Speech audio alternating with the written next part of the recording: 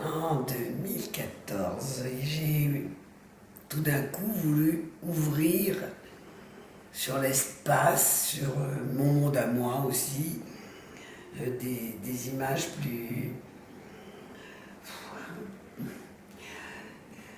visibles pour les gens, plus faciles d'accès, parce qu'il paraît que mon travail était très fermé.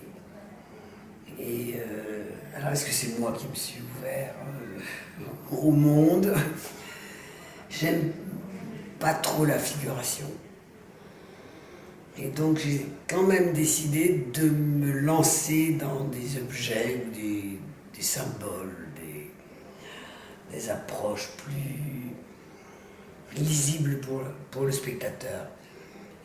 Non pas que ce soit simple, mais c'était une façon d'exprimer ce que je ressentais vraiment par rapport à la peinture. Pas simplement de l'abstraction, qui pour moi représentait un espace. J'ai toujours aimé l'espace, les planètes, le monde d'ailleurs.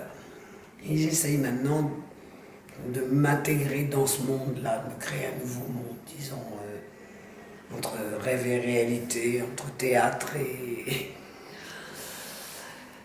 symboles, et entre, oh, je sais pas quoi dire, d'autres. La création, je commence en général par une esquisse. Pour que ça tienne dans la page, que ça me convienne, disons, la composition me convienne dans la page. Après, c'est complètement aléatoire, c'est-à-dire aussi bien les couleurs que le sens, je rajoute, j'enlève. Le sens n'est pas déterminé du tout, et même à la fin, je n'ai pas forcément un sens. Donc, mais ça revient souvent au même, c'est-à-dire que là, ça me fait penser presque à un cirque, où ce personnage va rentrer, assister à un spectacle. Mais au départ, c'était simplement des formes, une mise en page, disons, sans sens particulier. Et les couleurs, pareil, j'ai pas d'a priori, disons. Après, j'en viens souvent dessus aussi, hein. Je change à celle-là, je ne sais pas. Elle a peut-être été. Elle est passée peut-être par d'autres teintes, jusqu'à ce que ça me convienne, simplement. Maintenant, les petits, en plus, pour moi, c'est très compliqué. J'en fais très peu, parce que j'ai ce manque d'espace et de gestes. Donc, c'est rare de. C'est pas. Voilà, c'est pas ce que je préfère, le petit. J'aime mieux les grandes toiles. Est-ce qu'il est couché ou est-ce qu'il est tombé dans l'étape, vers le lointain? Et bon, il est important parce que, je ne sais pas si ce sont les épreuves ou les difficultés de l'existence ou les étapes qu'on franchit, mais on se casse la figure quand même de temps en temps. Peut-être qu'il va ramper, peut-être qu'il va se redresser, ou bien peut-être qu'il est mort, hein, je ne sais pas. Mais c'est une étape, voilà, c'était une étape entre ça, cet espace-là qui était la solidité de ce qu'on connaît, et ça qui était le début de l'inconnu. Et donc il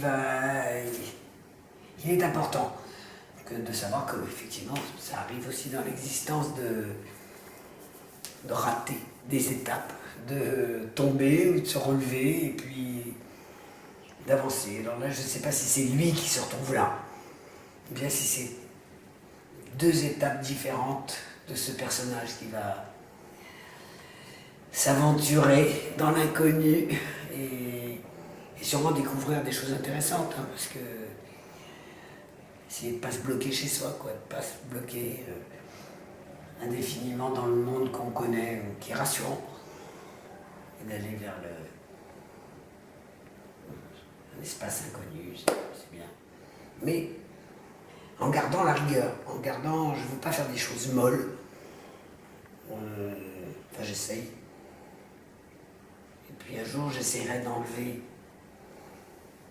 ces frontières entre les objets et l'espace, d'essayer de mélanger, de faire plus de douceur. Pour l'instant, c'est pas encore très doux. C'est un paysage, mais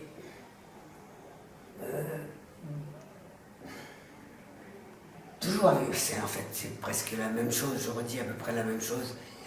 C'est-à-dire le spectateur face à un paysage inconnu et qui se demande s'il va y aller ou pas.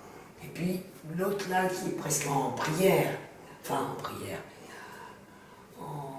oui, disons, en attente.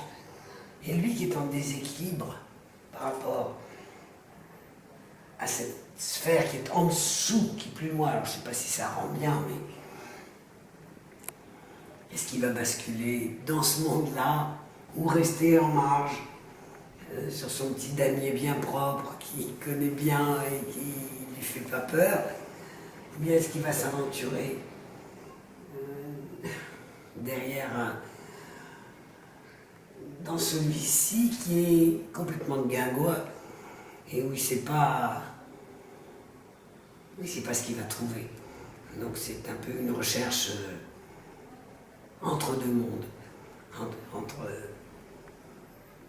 l'envie d'aller voir et la crainte peut-être de franchir le pas. Il est en train de franchir le pas, mais il est encore bien solide sur le monde qu'il connaît.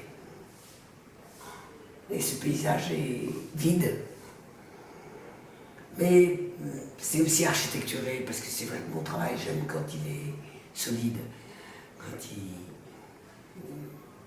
il n'a pas peur des lignes droites et que il s'articule devant, derrière, dedans, dehors. Voilà, mais je ne sais plus quoi dire d'autre. À vous de regarder maintenant.